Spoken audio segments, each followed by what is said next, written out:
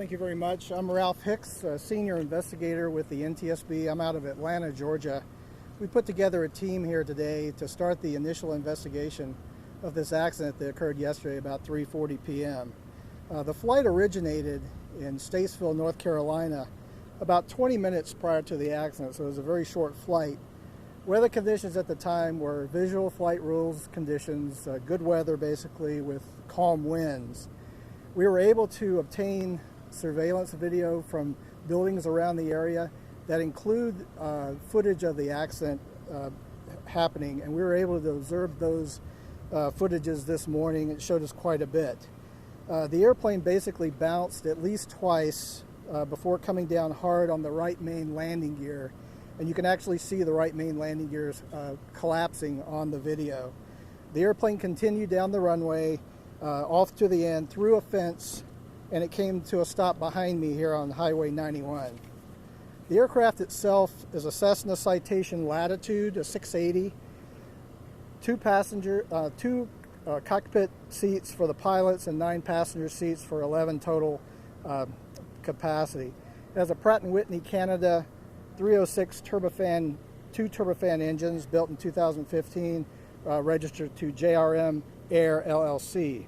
Our process is we're going to be on scene for 2 or 3 days documenting the perishable evidence at the site, and then we're going to start going into the cockpit, into the fuselage, starting to cut the airplane up and document all the flight controls, the engine controls, taking a look at all the systems very methodically.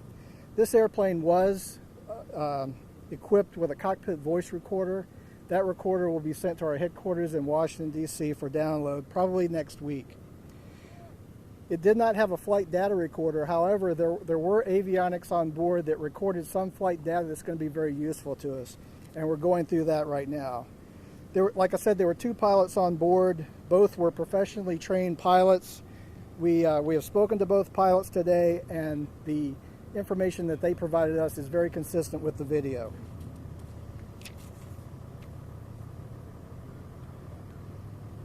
The airport itself, the runway is about 4,500 feet long. The airplane was capable of landing at this runway. There's no operating control tower here. It's not equipped with one, so the pilots basically call on their radio frequency and see and avoid procedures for the airport. We were able to walk the runway completely from one end to the wreckage site. We're able to find skid marks and tire track marks that are consistent with this airplane. So we recorded those, and we found a few pieces of small debris that were along the runway as well. We're going to be releasing a preliminary report in about 7 days, and that will be on our website at ntsb.gov. It will give basic factual information. We don't draw any conclusions at this time. This is the fact-finding phase of the investigation only. So I won't be entertaining any questions about calls or any speculation. Any questions? Steve King, WXIH 12 News. Are you going to be making the surveillance footage available to the public? It will eventually be made available to the public, but for right now, we're using it for our investigation purposes, and we need to keep it inside the investigation team.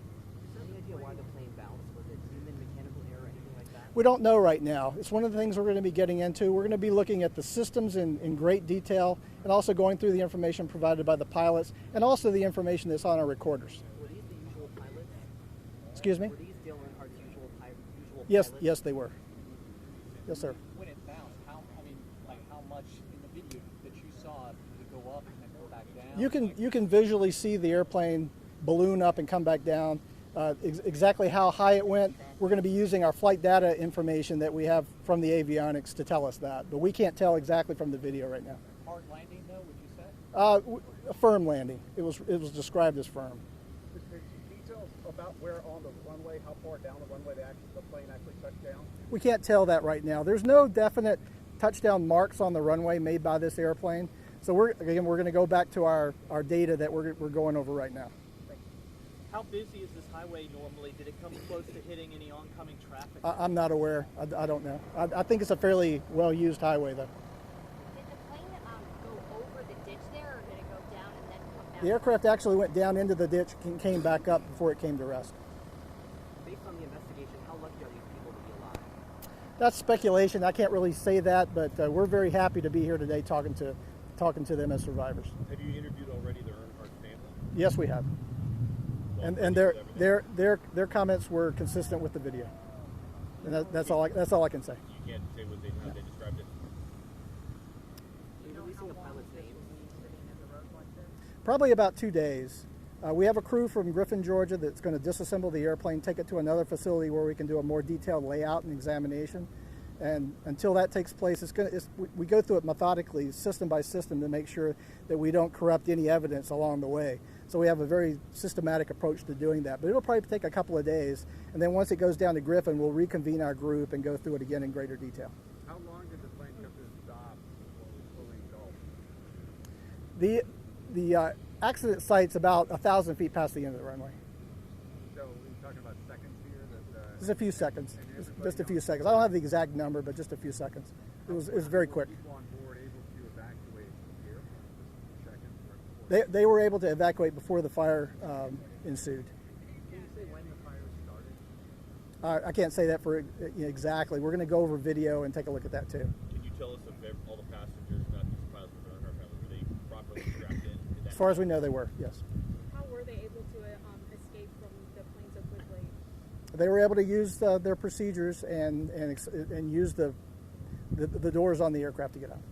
Are we talking like just mere less than a minute, mere seconds before they, got out? A matter of 1 or 2 minutes, very quickly. Was it on fire before it landed, or did the fire start after? It appears that the fire was a post-crash fire. You said they communicate via radio here. Was there any sort of radio about any sort of issues with the plane or the firm landing? No, we're not hearing of any communications that indicate any kind of problem. I'll take one more question. We've seen how far down the runway did it actually, the initial touchdown? Was it very close to the end? I mean, you said you found some debris. Did it appear like it was beyond what normally is expected with a plane of that size? Yeah, we don't see any indications that the initial touchdown was too long, based on the video. But we are going to look at the flight data information and nail that down closer. And one point of correction, the plane, according to the video that we have, was on fire before they got out. Just letting you know. Thank you. So for details, One more. we've seen planes land this way. Obviously, the plane, Dale's plane was coming this way. Is that normal? The pilots can choose the direction of landing. It's not a towered airport, so based on the wind information, it was calm winds. They could pick the direction. That's all I'm going to take. Thank you.